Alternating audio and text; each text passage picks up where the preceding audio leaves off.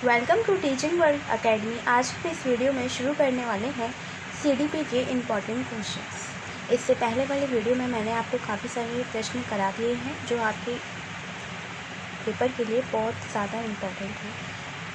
ठीक है, आज हम प्रश्नों की श्रृंखला शुरू करते हैं। सबसे पहला प्रश्न है कि विकास के संबंध में गलत कथन है, वो आपको बताना है कि इसमें से रॉन्ग कौन सा है।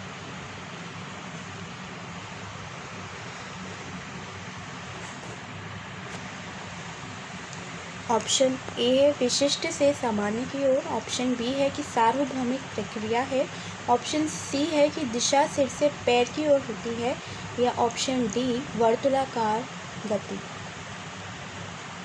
हमारा जो प्रश्न है वो है कि विकास के संबंध में गलत कथन कौन सा है। आपसे नोट पूछा है, आप इसे अंडरलाइन कर लीजिए।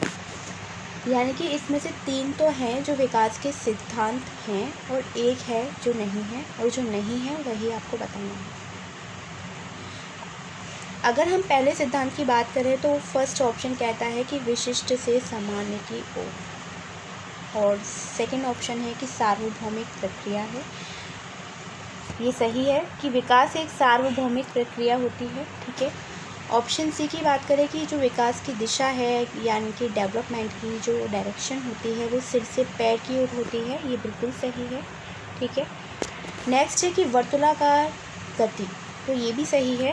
जो डेवलपमेंट की जो गति होती है वर्तुलाकार होती है, यानी कि पहले तेज़ होगी फिर धीमी हो जाएगी, फिर तेज़ होगी फिर धीमी हो जाएगी, इस तरीके से एक वर्तुलाकार होती है। ठीक है। तो इसमें से कौन सा नहीं है ये हमसे पूछा था। हमारा जो आंसर है वो है विशिष्ट से सामान्य की ओर, यानी कि जो डेवलपमेंट होता है वो हमेशा सामान्य से विशिष्ट की ओर होता है, ना कि विशिष्ट से सामान्य की ओर। ठीक है। मैं आपको एक बार सारे बाल विकास के सिद्धांत दिखा देती हूँ ताकि अगली बार अगर आपके पेपर में इस टॉपिक से कोई भी प्रश्न बनता है तो आपका रॉन्ग ना हो। चलिए, अगर हम प्रिंसिपल्स ऑफ डेवलपमेंट की बात करें तो सबसे पहला सिद्धांत कहता है कि विकास पूर्व प्रतिमान और पूर्व कथनीय होता है। ठीक है। सेकंड ऑप्शन है कि विकास का एक निश्चित क्रम होता है। ठीक है।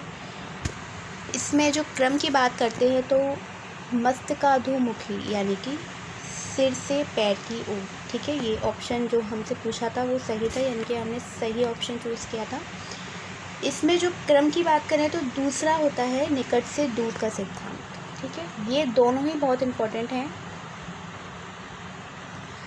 मैं आपको जो पढ़ा रही हूँ वो बाल विकास के सिद्धांत है, और बाल विकास के सिद्धांत में नंबर 2 के 2 पार्ट दिए हैं। एक है सिर से पैर की ओर और दूसरा है निकट से दूर का सिद्धांत। तीसरे ऑप्शन की बात करें तो विकास जो है सामान्य से विशिष्ट की ओर होता है।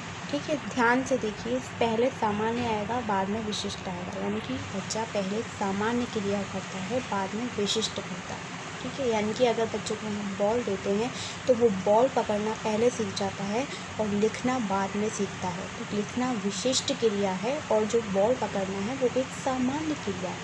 ठीक है। फोर्थ बात करें तो विकास एक निरंतर प्रक्रिया है, यानी कि डेवलपमेंट है वो निरंतर चलता रहता है। ठीक है। ये भी है सिद्धांत। फिफ्थ है कि विकास की गति परिवर्तित होती है। ठीक है। मैंने आपको बताया कि शैशवावस्था में विकास की गति कैसी होती है। अगर हम बात करें तो तेज होती है, फिर थोड़ी सी बाल्यावस्था में मंद, फिर किशोरावस्था में तेज, वर्तुलाकार होती है, यानी कि ठीक है, और हर व्यक्ति में भिन्न भिन्न होती है। विकास के विभिन्न स्वरूप आपस में संबंधित होते हैं। अगर हम बात करें शारीरिक विकास, मानसिक विकास, संवेगात्मक विकास, संज्ञानात्मक विकास, जितने भी विकास होते हैं वो सभी आपस में कनेक्टेड होते हैं, एक का प्रभाव दूसरे पर पड़ता है। ठीक है। फिर आता है कि विकास परिपक्वता और अधिगम का परिणाम है। ठीक है। नेक्स्ट है कि विकास में व्यक्तिगत भिन्नताएं पाई जाती हैं। बिल्कुल सही है। हर व्यक्ति के लिए विकास अलग अलग होता है, गति भिन्न होती है लेकिन क्रम एक सा है। ठीक है। व्यक्तिगत भिन्नता तो होती है। ठीक है। यानी कि मैंने आपको ये सारे बाल विकास के सिद्धांत बता दिए, आपको इन सभी को याद रखना है। अगली बार अगर आपके पेपर में इससे प्रश्न बनता है तो गलत नहीं होना चाहिए। ठीक है। 8 सिद्धांत हैं, 8 सिद्धांत के नाम याद रखिए। और विकास वर्तुलाकार होता है, विकास की गति परिवर्तित होती है, व्यक्तिगत भिन्नता पाई जाती है, और डेवलपमेंट है वो निरंतर चलता रहता है। ठीक है। जीवन पर्यंत। ठीक है। चलिए, आपने सिद्धांत पढ़ लिए। तो यानी कि विकास कैसा होता है, सामान्य से विशिष्ट की ओर होता है, विशिष्ट से सामान्य की ओर नहीं होता है। ठीक है, इसमें बहुत कन्फ्यूज़न होती है, पहले सामान्य आएगा और बाद में विशिष्ट आएगा।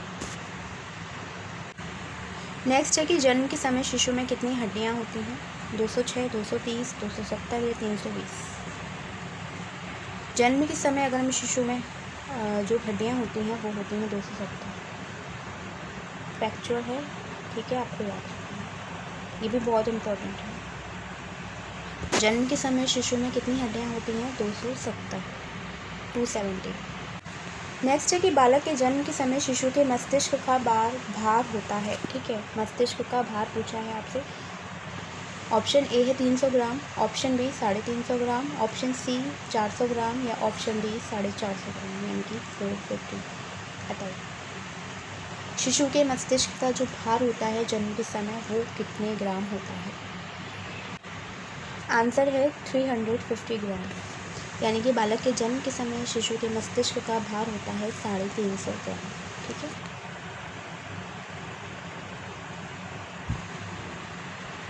नेक्स्ट है कि कल्पना जगत में विचरण होता है किस अवस्था में, शैशवावस्था, किशोरावस्था, बाल्यावस्था या शैशवावस्था व किशोरावस्था दोनों। कल्पना जगत में बच्चे किस अवस्था में विचरण करते हैं, शैशवावस्था, किशोरावस्था, बाल्यावस्था या शैशवावस्था और किशोरावस्था दोनों। आंसर है शैशवावस्था और किशोरावस्था दोनों में ही बच्चे कल्पना जगत में विचरण करते हैं। ये विशेषताएं हैं शैशवावस्था की और किशोरावस्था की, उसमें से प्रश्न है। ठीक है,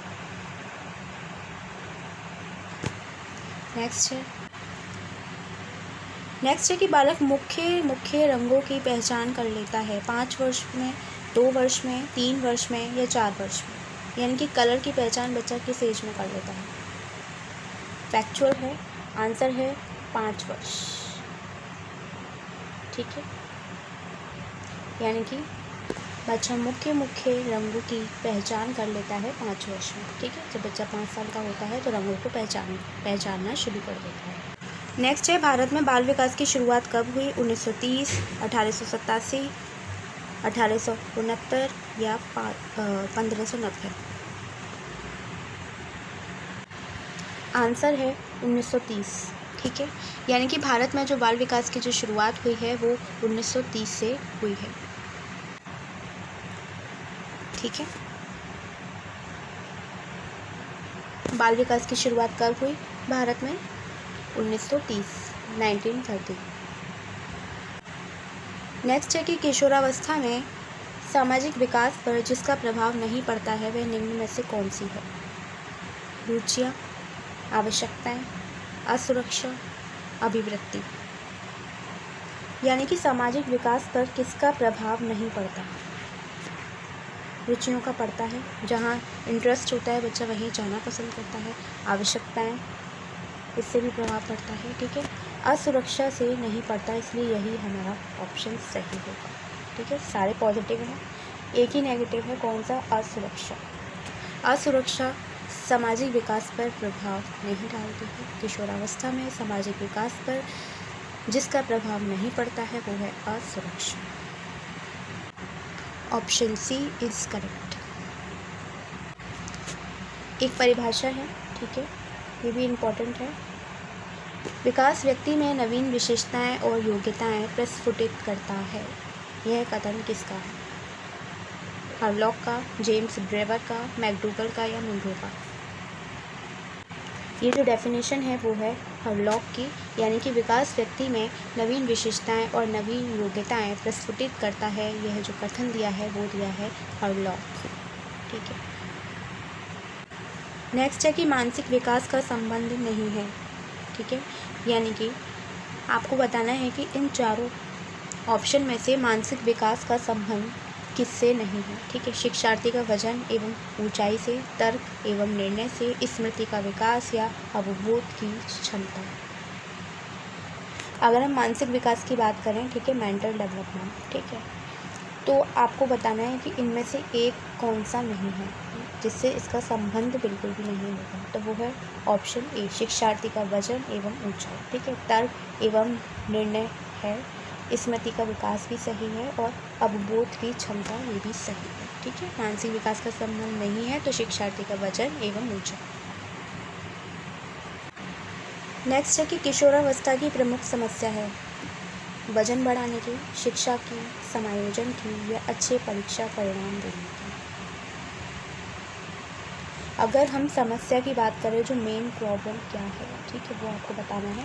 तो मेन प्रॉब्लम में अगर हम बात करें तो वजन बढ़ाने की ये कोई मेन प्रॉब्लम नहीं है, शिक्षा की ये तो पॉजिटिव है, ठीक है, और अच्छे परीक्षा परिणाम देने की ये भी सही है। लेकिन समायोजन की एक प्रमुख समस्या है बच्चे को इस एज में, यानी कि किशोरावस्था होती है 12 से लेकर 18 साल तक, तो इस एज में बच्चों को सबसे ज़्यादा जो समस्या आती है वो है एडजस्टमेंट, ठीक है, समायोजन करने की। इसलिए हमारा जो आंसर होगा वो होगा ऑप्शन सी, यानी कि समायोजन करने की।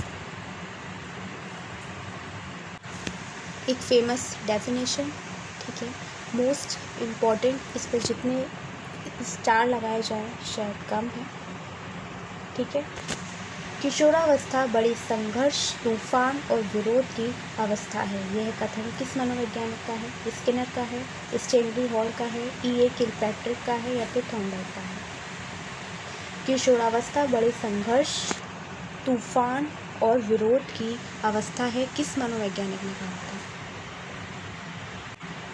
आंसर है बी, स्टैनली हॉल, ठीक है। स्टैनली हॉल की ये डेफिनेशन है और ये इतनी ज़्यादा इम्पॉर्टेंट है, हर टीचिंग एग्ज़ाम में पूछी जाती है, ठीक है, इसको याद रखना है। किशोरावस्था बड़ी संघर्ष, तूफान और विरोध की अवस्था है, ये जो कथन दिया है, ये जो परिभाषा दी है, ये परिभाषा है स्टैनली हॉल की। ये 3 शब्द आपको याद रखने हैं, संघर्ष, तूफान और विरोध, ठीक है, इसको आपको याद रखना है।